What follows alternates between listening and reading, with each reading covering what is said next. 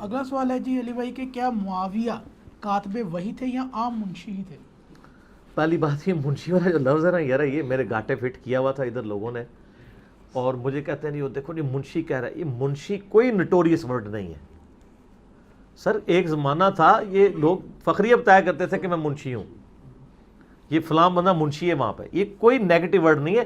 Clerk کی آپ سمجھ لیں، یہ اسٹینوگرافر کی آپ سمجھ لیں اردو ہے منشی، لکھت پڑھت کرنے والا بندہ، بڑے بڑے تاجروں نے دکانوں پہ رکھے ہوئے ہوتے ہیں۔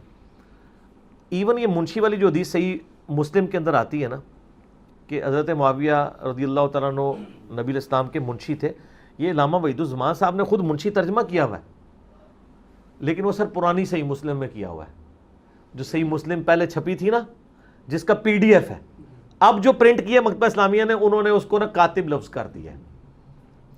تو منشی لفظ کوئی نٹوریس نہیں ہے، آپ کاتب کہہ لیں بے شک۔ تو اس میں مسلم شریف میں الفاظ ہیں کہ وہ کتابت کیا کرتے تھے، منشی تھے۔ کاتب وحی کے الفاظ صحیح مسلم میں نہیں ہیں، وہ میں نے ساری حدیثیں اس میں جمع کی ہیں۔ اس میں صرف اتنے الفاظ ہیں کہ عبداللہ بن عباس کو نبی علیہ السلام نے بھیجا کہ معاویہ کو بلا کے لکھواؤ، بلاؤ، میں نے کچھ لکھوانا ہے، خط لکھوانے تھے۔ ایک بار گئے تو وہ واپس آئے، ان کا کھانا کھا رہے ہیں۔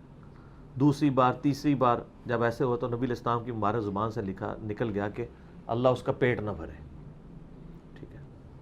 یہی وہ حدیث ہے جو امام نسائی نے شام میں سنائی تھی تو ان کو شہید کر دیا گیا تھا کہ تم کہتے ہو خصائص علی لکھی ہے تو امیر شام کی بھی کوئی فضیلت بیان کرو، ان کا یہ لو پھر فضیلت سن لو، ٹھیک ہے، اگر سننی ہے۔ پہلے تو انہوں نے بڑا کہا کہ یار ان کی فضیلت کوئی نہیں ہے، اگر سننی ہے تو تم سے ہضم نہیں ہونی، تو انہوں نے یہ حدیث سنائی۔ اچھا، اس حدیث سے نا وہ کہتے ہیں نہیں جی یہ تو دعا دی ہے ان کو، آپ کو سمجھ ہی نہیں آیا، کیونکہ کہتے ہیں امام مسلم اس کے ساتھ حدیث لے کے ہیں کہ اے اللہ اگر میں کسی کے لیے ایسے کلمات بولوں، میں بھی ایک انسان ہوں، میں بھی بعض اوقات ایسی زبان سے بات نکل جاتی ہے انسان ہونے کے ناطے، تو اگر میں کسی کے لیے ایسے کلمات نکال دوں اور وہ اس کا اہل نہ ہو، پوائنٹ ٹو بی نوٹڈ، تو میری اس بددعا کو اس کے لیے دعا بنا دینا۔ یہ وہ اس کا اہل نہ ہو، یعنی مراد کیا کہ اگر وہ بددعا کا اہل ہو تو پھر بددعا ہی رکھنا، یہی مطلب ہوا نا، اگر وہ اہل۔ اچھا، اب وہ یہ اب بعد میں ہم ڈیسائیڈ کرتے ہیں یہ بددعا بنی ہے یا دعا بنی ہے۔ یہی حدیث دلائل النبوہ امام بیہقی کی کتاب میں آتی ہے۔ اس کتاب کا نام ہی بتا رہا ہے کہ اس میں سے رزلٹ کیا نکلا۔ دلائل النبوہ وہ کتاب ہے جس میں نبی علیہ السلام نے جو پروفیسیز دی تھی نا کہ مستقبل میں یہ ہوگا اور وہ پورا ہو گیا، اس کے اوپر یہ 3500 احادیث پہ مشتمل امام بیہقی کی کتاب ہے۔ عمار کو ایک باغی جماعت قتل کرے گی، یہ بھی دلائل النبوہ میں ہے، اور وہی ہو گیا، ٹھیک ہو گیا۔ اسی کانٹیکسٹ میں دیکھنا ہے اس کتاب کا ٹاپک کیا ہے۔ اب یہی حدیث جب امام بیہقی اس میں لے کے آتے ہیں تو وہ کچھ بتانا چاہ رہے ہیں نا کہ نبی علیہ السلام نے کسی کو بددعا دی تھی تو وہ بددعا پوری ہو گئی، ٹھیک ہے نا، تبھی وہ غیبی خبر بنے گی نا، تو حدیث لے کے آئے ہیں۔ ادھر بھی مسلم والی حدیث ہے، اس میں ابن عباس کہتے ہیں کہ وہ وہی لکھا کرتے تھے۔ مسلم میں ہے کہ وہ کاتب تھے، لیکن اس کے بعد لکھا ہوا ہے کہ جو نبی علیہ السلام نے بددعا دی نا، اس کے بعد وہ راوی کہتے ہیں کہ پھر وہ بددعا لگ گئی ان کو اور پوری زندگی ان کا پیٹ نہیں بھرا، ٹھیک ہے۔ لیکن اللہ معافی دے وہ حدیث بھی یاد ہی لکھتے ہیں۔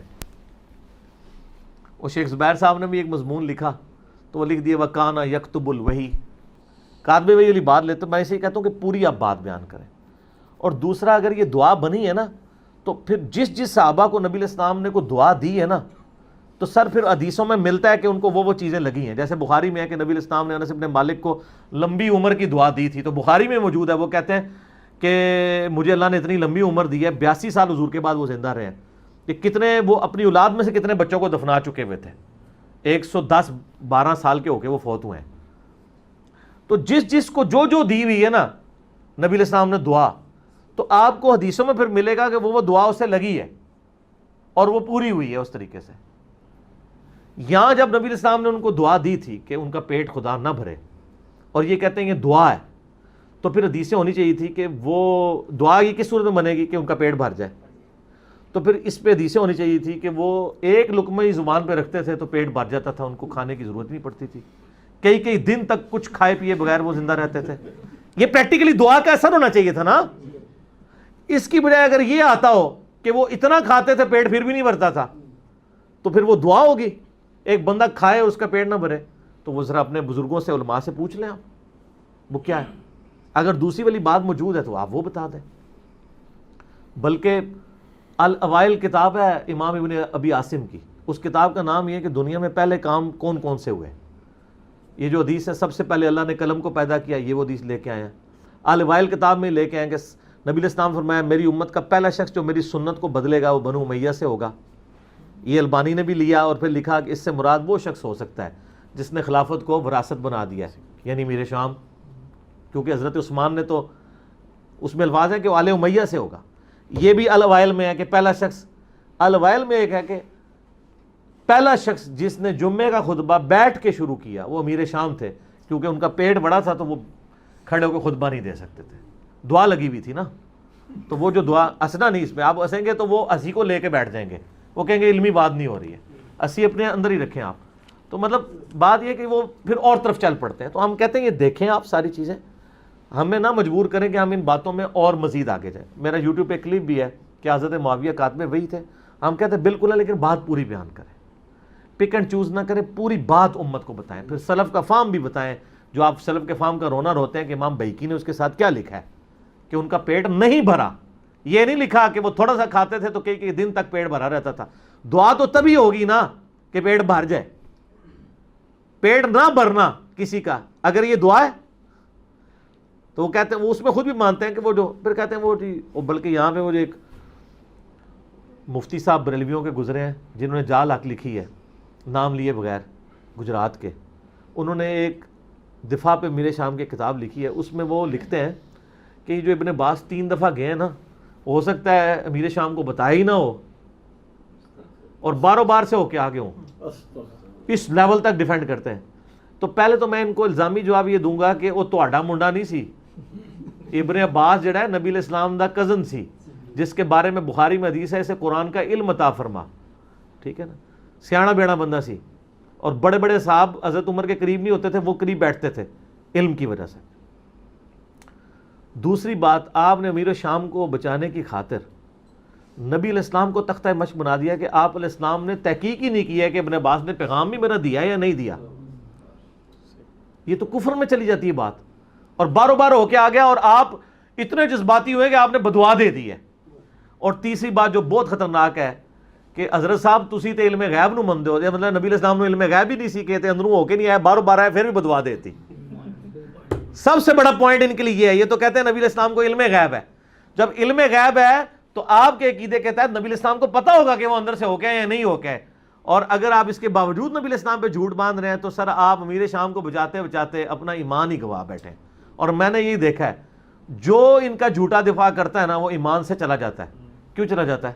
اس لیے کہ صحیح مسلم میں حدیث ہے 240 نمبر حدیث, مولا علی کہتے ہیں اس ذات کی قسم جس نے اناج کو دانے کو پھاڑ کے نباتات اگائے اور مخلوقات کو پیدا کیا, نبی امی نے مجھ سے یہ عہد لیا تھا کہ اے علی تجھ سے محبت نہیں رکھے گا مگر مؤمن, تجھ سے بغض نہیں رکھے گا مگر منافق. تو سر جو جھوٹا دفاع کرے گا ایمان سے خارج ہوگا. سچا دفاع ہم کرتے ہیں کہ ہم ان کے کلمے کا احترام کرتے ہیں, انہیں مسلمان سمجھتے ہیں, ٹھیک ہے جی, ہم ان کو منافق اور کافر نہیں کہتے. اور شیعہ کا بھی یہ موقف ہے. اس کی وجہ یہ ہے کہ اگر شیعہ کہتے ہیں کہ اگر ہم ان کو کافر کہہ دیں نا تو ہمارا مقدمہ ہی ختم ہو جائے گا. وہ کہتے ہیں ہم یزید کو بھی کافر نہیں کہتے. کیوں جی؟ اسی طرح نا شیعہ کے ہاں وہ کہتے ہیں اگر ہم کہتے ہیں کافروں نے مارا تو ہمارا تو رونا پیٹنا ہی بند ہو جائے گا, کیونکہ ہمارا تو غم ہی یہی ہے کہ مسلمانوں نے مارا ہے, ٹھیک ہے نا جی. باقی قانونی مسلمان, حقیقی مسلمان, اس کا فیصلہ اللہ کے پاس رہنے دیں. کوئی فیصلہ نہ کریں آپ اس طرح کا کہ جس کی وجہ سے آپ کے لیے مصیبت کھڑی ہو جائے. ٹھیک ہو گیا جی.